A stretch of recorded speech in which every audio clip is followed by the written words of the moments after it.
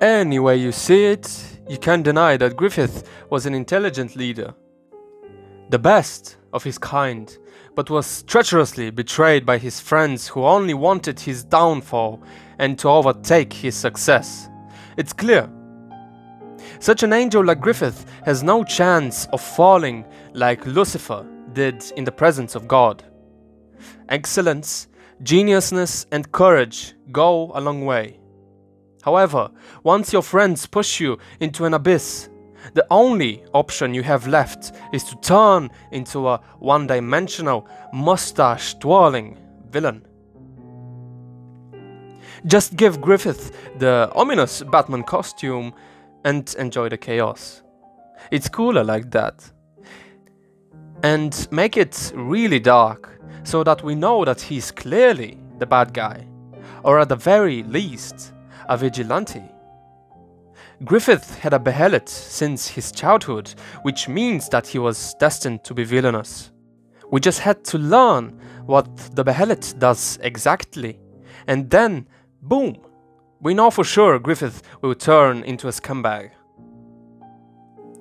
For those who haven't read the manga and want some further characteristics of our villain, here they are. Basic power hungriness, no sympathy for his past actions, especially for Guts. Masquerading as a prophet, but actually the devil. Working with evil forces who were humans and have aspirations, yeah? Letting people of his new kingdom talk to the spirits of the deceased beloved ones? Okay, that's a little bit... Okay, here we go. Letting the monsters of the other realms come into the human realm and let them loose. And then still trying to protect Casca for some reason. Okay, Griffith might seem a bit complex, but he's still the clear-cut bad guy, okay? Trust me on this one.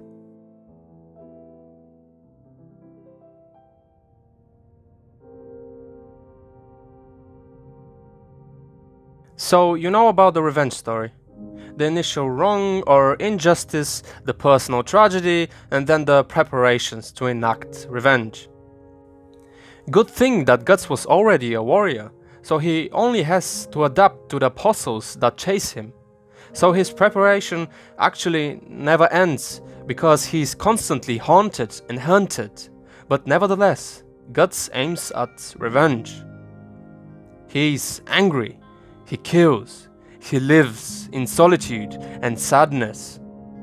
And then comes the realization that revenge maybe is not so good of an idea. Of course, he learns that through the power of friendship. Yes, but Guts actually cannot succeed in his quest because he's practically battling against a god.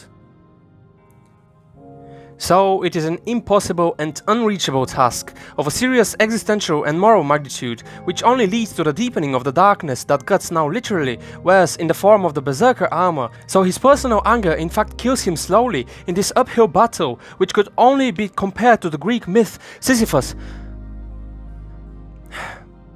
As I was saying, the typical revenge story. You would love it.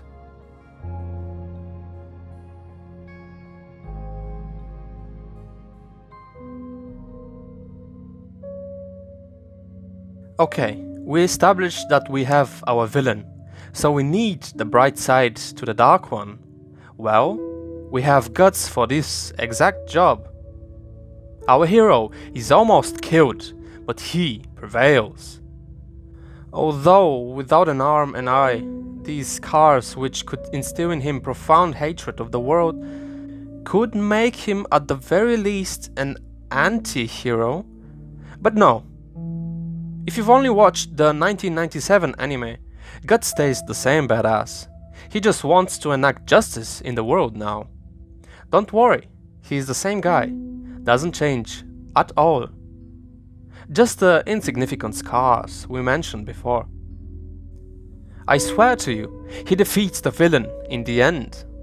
Though it is not sure who is the villain at the end, as Guts himself went on a path where everyone hated him and made him an outcast. But that's what heroes are for. To fight even in the worst odds. And to never falter. The light always shines on the hero. Always shines on guts.